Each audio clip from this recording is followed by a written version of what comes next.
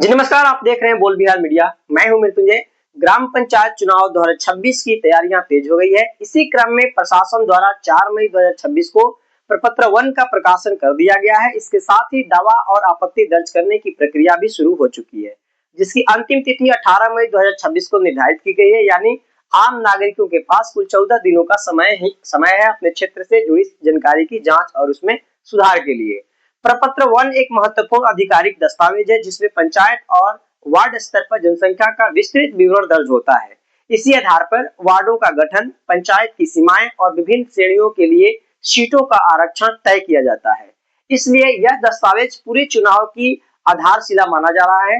यह स्पष्ट कर देना जरूरी है कि प्रपत्र 1 को आम नागरिक नहीं भरते हैं। इसे पंचायत सचिव, प्रखंड स्तर के अधिकारी और प्रशासन द्वारा नियुक्त कर्मियों के माध्यम से तैयार किया जाता है।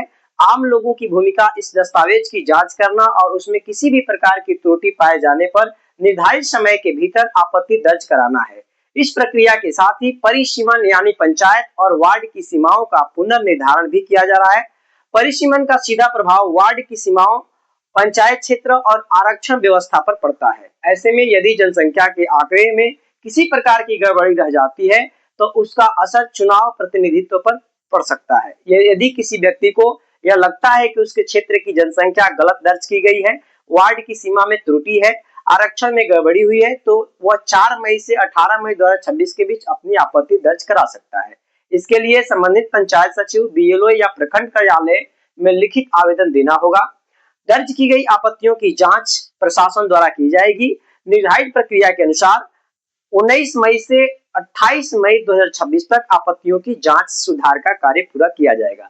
इसके बाद सुधारित प्रपत्र 1 सूची का प्रकाशन संभावित रूप से 29 मई से 31 मई 2026 के बीच किया जाएगा।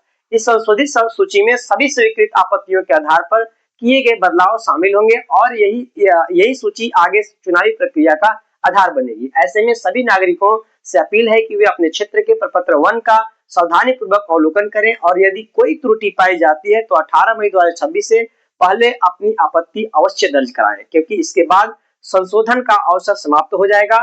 फिलहाल के लिए इतना ही। जुड़े रहिए बोल बिहार मीडिया के साथ। धन्यवाद।